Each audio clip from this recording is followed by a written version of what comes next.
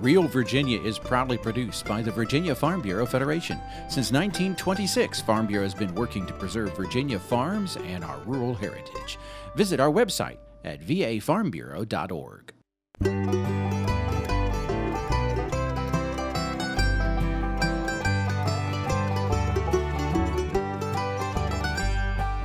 Home will always be Virginia, between the Blue Ridge and Chesapeake Bay, Atlantic to Appalachia, home in my heart always. Hello everyone and welcome to Real Virginia, a show about Virginia agriculture and the people who produce all of the wonderful products we enjoy. Is warmer weather this fall good news for bees? Winter is a good time to care for your ornamental grasses in the garden, and drones are a popular toy. Could they also be valuable tools for farmers? Hello everyone and welcome back to Real Virginia. We are here on this beautiful and unusually warm winter day at Tuckahoe Plantation in Goochland County. Warm weather like we've had this fall could be good news for beekeepers. Researchers are hoping to find new ways to reduce winter die-off in honeybee hives. It's just a few beehives on Virginia State University's research farm. You could call it greenhouse bee farming, as Virginia's top beekeeper is hoping that on this site he'll find ways to increase the number of hives that survive till spring. Right now, about a third of all Virginia bee colonies do not make it. Prior to the introduction of pests like the tracheomite, varroa mite, the small hive beetle, some of the diseases have been introduced in the past 15, 20 years. And winter losses were about 10 down to 5%. And that's normal. That's where we want to get it back down to, that 5–10%, no more than 10% loss. So we've got a ways to go. The bees are not, haven't been able to sustain themselves. Beekeepers haven't been able to sustain operations at a 30% greater loss each year. Keith Tigner is Virginia's state apiarist, the point man in helping beekeepers keep their hives healthy. Bee pollination is an essential part of Virginia's farm economy and everyone's food supply. But beekeepers have been forced to import hives from other states or even other countries in recent years. Bees are responsible for pollinating most of the nation's fruit and vegetable crops. Tigner is experimenting with insulating hives with different materials to help bees moderate the temperature in their hives. Normally the bees will overwinter in a cluster rather than hibernating or migrating south to warmer temperatures. They'll stay in an area, they'll stay within their nest, their cavity, and cluster together, sharing each other's warmth and serving as insulation, creating a ball of bees. The center of it will be a furnace where they generate heat, they ingest honey, use that honey for metabolic activities in their body to create some heat, and then in the center of the ball is the queen and any larva pupa that are there. They want to maintain a certain temperature, at least 80 degrees, but once the larva and the eggs are there, 92 degrees Fahrenheit. The outside of the ball will be a thick layer of bees that serve as insulation. So it's much like your house where you're trying to heat the inside and keep it from getting outside. But unfortunately, the efficiency of the cluster is dependent on the number of bees. As we get later in the winter, the bees start to die off. The cluster gets smaller and smaller, and they start to lose contact with the honey. And so if they get into a situation where they're clustered together tightly with loss of the honey for several days, they could literally starve to death. Tigner has temperature sensors set up to allow him to track how warm each hive is over time. Some are wrapped with household insulation, some with foam products, and one with just the tar paper from a roof to boost solar warming.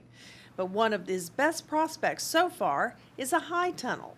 They've been using high tunnels in agriculture for a few years now. Honeybees are basically play off the same thing. They're temperature sensitive. The growth of the colony is based on the warmth of temperatures around them. As it gets colder, of course, they shut down and cluster together. As it gets warmer, they start producing eggs. The queen starts to lay eggs. Bees start to forage, and so forth and so on. So, what the high tunnel principle is that we can warm up the hive a little faster, a little more during the day. Tigner is conducting this research with money from the Virginia Pollinators Fund. That's where he can put grants and donations from beekeepers to help train new beekeepers and find ways to solve their problems. He expects it will be several winters before he has hard numbers to share with other Virginia beekeepers. Honeybees are vital partners with Virginia farmers. Without their service and help from other pollinators, the production of many of the Old Dominion's fruit and vegetable crops would decline dramatically. A 2014 report by the Congressional Research Service estimated honeybees contribute $16 billion to the nation's farm economy each year, and $190 billion to the world's farm production. Bee pollination contributes to the production of 90 crops, or about 1/3 of all foods produced in the U.S. In Virginia, these include apples, blueberries, asparagus, broccoli, carrots, cauliflower, cucumbers, onions, peppers, pumpkins, squash, tomatoes, and watermelons. I'm Mark Viette. Coming up on In the Garden, we're going to talk about an easy way to prune your ornamental grasses. Stay with us. 65 years ago, Virginia Farm Bureau made our local farmers a promise to protect and preserve a way of life they worked so hard to establish. Today, our insurance agents work to protect all Virginians, not just farmers. Anyone can be a Farm Bureau member, but the original promise remains. There's a local Farm Bureau in every county of the state. We want to keep Virginia, Virginia. Visit our websites at farmbureauadvantage.com and vafarmbureau.org. Turns out winter is the best time to corral large garden grass plants. Mark Viette shows us how in the garden.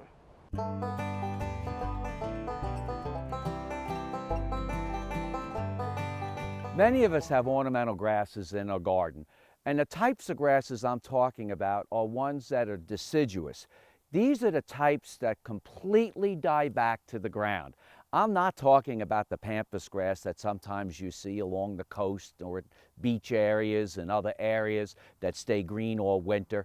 These are the types that die back to the ground. If you've got one ornamental grass like this, it's easy to prune with the shears like this. It's a little more difficult to prune with the shears like this. But if you've got 5, 6, 10 of them, it takes forever to prune them. One of the problems you sometimes run into is as you're pruning these stems, because you prune them close to the ground as you can, the stems keep falling back into the center of the plant, so you're repruning it again and again and again. Let me show you a real easy way on how to prune ornamental grasses and take the debris away with one hand. Remember, ornamental grass blades can be very sharp, so wear long sleeve shirts. Sometimes people put stuff around their neck and face. Sometimes I wear gloves, sometimes I don't. Wear protective eyewear, of course. And all you're going to do is take a rope and you're going to make a cinch knot like this. Imagine bundling a Christmas tree. Really, that's what we're going to do. We're going to turn this into a Christmas tree. So you're going to start somewhere low.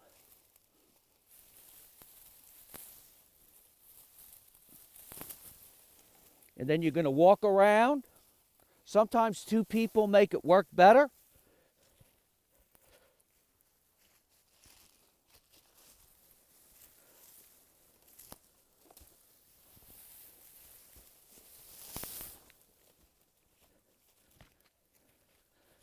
This grass plant here is about 10 years old.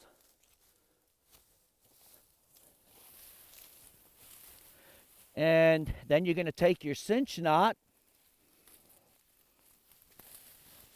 and you're going to start pulling it tight. And you want to get it as tight as you can.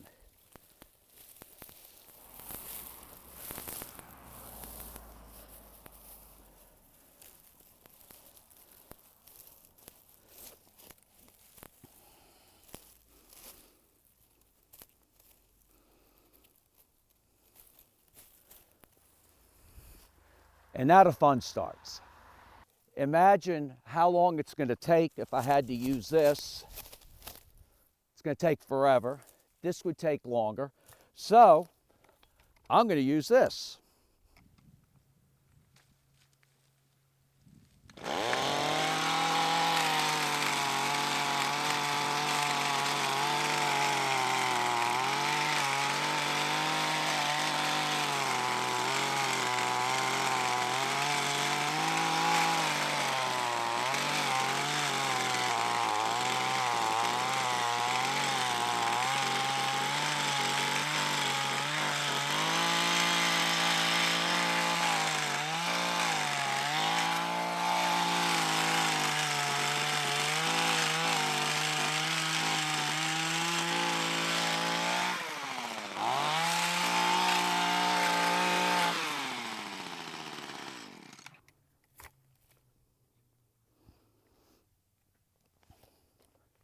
As I said, just one hand, you can take the debris to your compost pile or anywhere else that you need to use it. I'm Mark Viette. Join me next time on In the Garden. For more garden tips, go to inthegardenradio.com. Sometimes you just want a family favorite recipe to warm you up in the winter. Carissa Jackson shows us how to make salmon cakes in the heart of the home. Well, we're on our farm here in Virginia in Augusta County. We have been here since 1954. We moved here, my dad did. And since then, I've had my two sons and daughter and son-in-law, they're here. I've got grandchildren, so it's a fourth generation here that's on this farm right now. We really feel blessed that all of our family is a part of this farm. They could have chosen different routes. Well, it's a wonderful place to grow up and have a family, and we can all work together and play together. I know there's a lot of families, they go to work and you don't see them till that night, whereas with the farm here, we see each other all day long. It's a wonderful place to grow up and live. Being out here in nature and watching things grow, and just days like today, that's a beautiful day, you just feel very fortunate. I'm Dan Holsinger. I'm dedicated to dairy, my cows, my milk, and my land.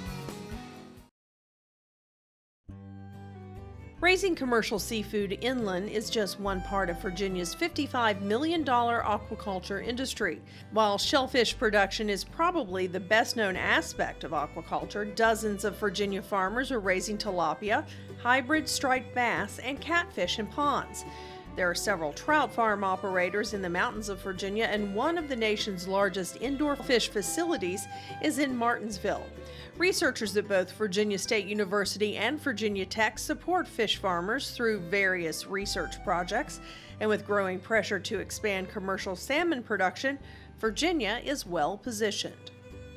Fresh or canned salmon is a favorite seafood of many consumers. Former Miss America Carissa Jackson shows us how to make salmon cakes today in the heart of the home, courtesy of Relay Foods. Hi, I'm Carissa Jackson for Heart of the Home, cooking at the Meadow Event Park Kitchen at Meadow Hall. Today we're going to be making salmon cakes. So to begin, we're going to start with our vegetables, but first we are going to melt 2 tablespoons of butter over medium heat. Not fully, just enough to coat the bottom of your pan. And then we're going to add 1 diced red pepper,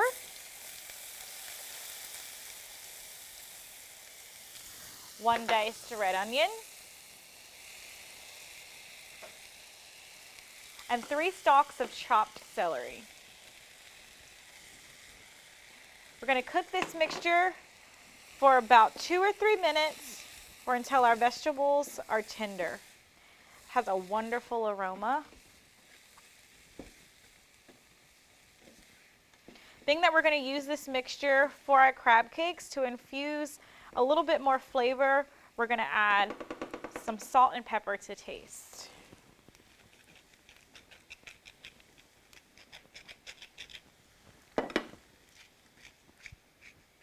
So this is a perfect way, if you have a hankering for some seafood, to get something in there a little fishy during the winter months. And so we're going to use salmon for this recipe. A lot of people think that you do your fish dishes and stuff in the summertime, but this is a perfect way to add a hearty recipe into the winter. So now that our vegetables have just gotten heated a little bit, we cooked them for about 3 minutes, we're going to put them over to the side and have them cool down a little bit, because when we add them to our salmon and other ingredients, we don't want it to be too hot to the touch when it's time for us to make our patties. Don't turn off your skillet, because we're going to use this again when it's time to make our salmon cake. So we're just going to go ahead and turn our heat down just a little bit, because we don't want the butter and stuff to burn on the bottom of the pan. So over here, we're going to start assembling our salmon cakes. So to begin, we're going to have 1 cup of panko breadcrumbs. If you want to get fancy, a lot of our panko breadcrumbs come with different flavors, so you can get a lemon pepper flavored one from anywhere. We have some parsley, 1/4 cup. 2 eggs.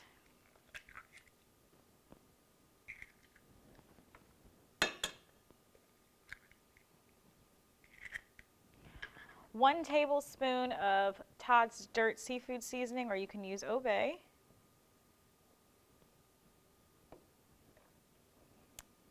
1 tablespoon of Worcestershire sauce. 1 tablespoon of Dijon mustard. That sound is the worst. And 2 tablespoons of capers. All right, our mixture has cooled off a little bit. We're going to add it as well.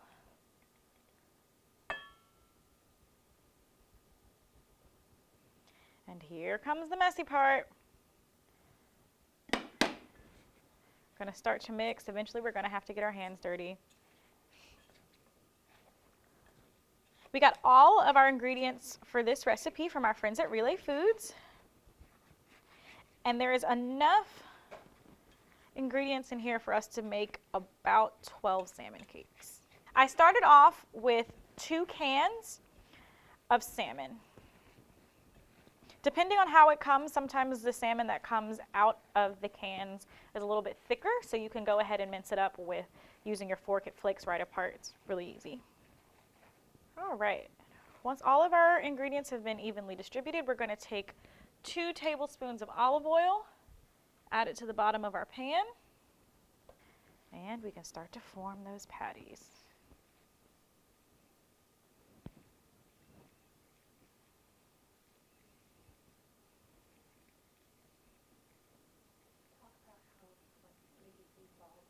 The consistency of your mixture and when you're rolling it is the same way that you would make meatballs, except that when we get ready to make the patty, we're just going to flatten it out just a little bit right before we add it to the pan.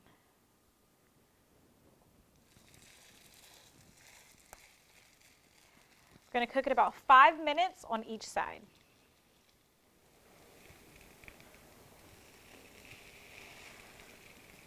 All right, now our salmon cakes are done. You can serve these alone. You can make minis if you wanted to have like an hors d'oeuvre for a party, or you could serve these on a bun, sandwich style. You can't go wrong with salmon cakes.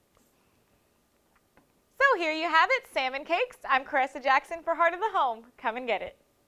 Recipes from the Heart of the Home can be found on the Virginia Farm Bureau website at vafarmbureau.org.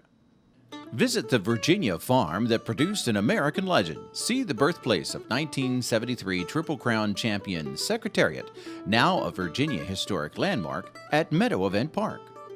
Our Hoofprints of History tours are given year-round by reservation. It's a perfect day trip for families, groups large or small, and anyone who loves horses and history. Resident author-historian Leanne Meadows-Layden conducts the tours and shares behind-the-scenes stories about Meadow Stable and its most famous son, Secretariat.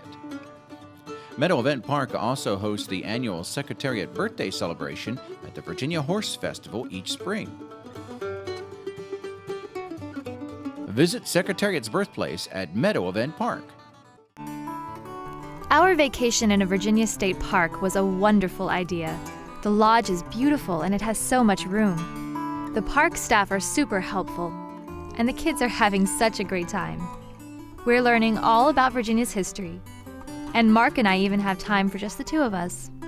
This has been a wonderful experience, and we've never felt so close as a family. We'd love for you to join us. Love, Virginia.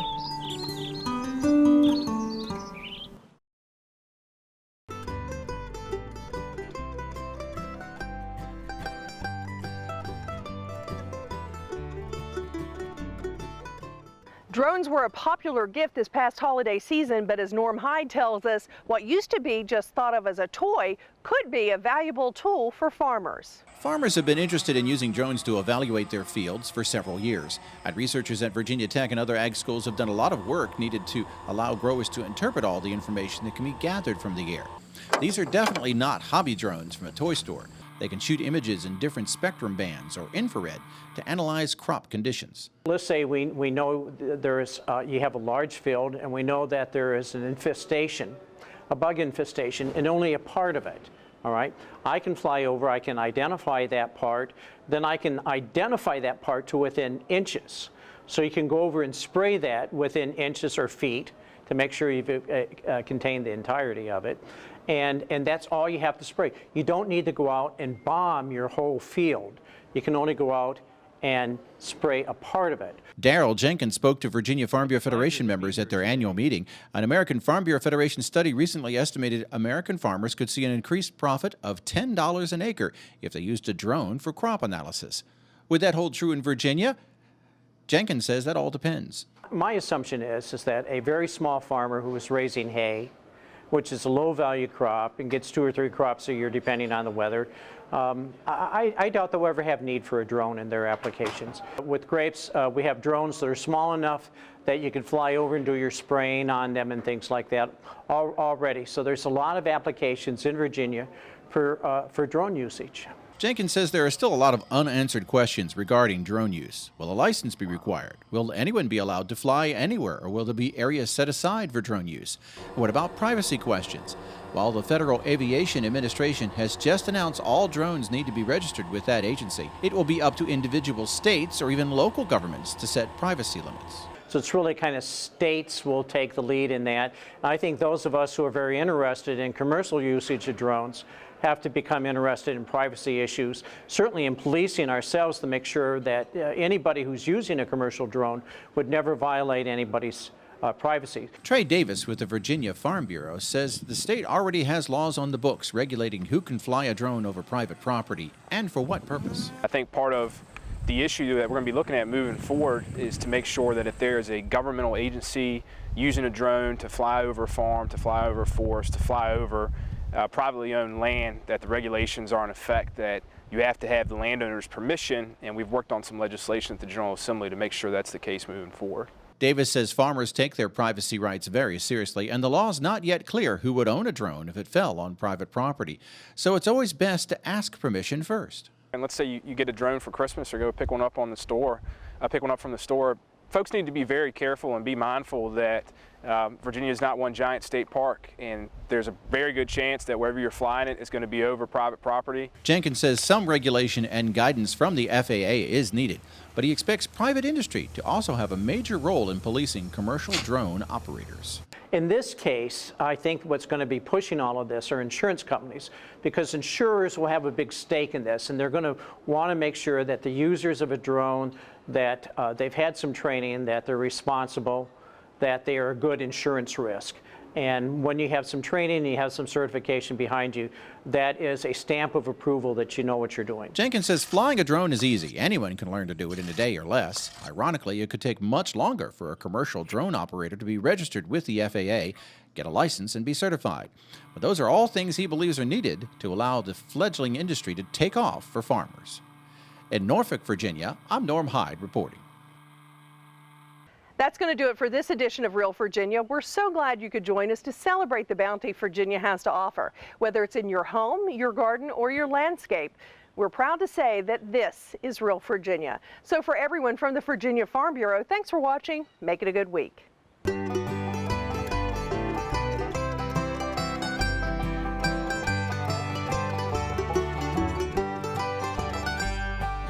Home will always be Virginia, between the Blue Ridge and Chesapeake Bay, Atlantic to Appalachia, home in my heart, oh.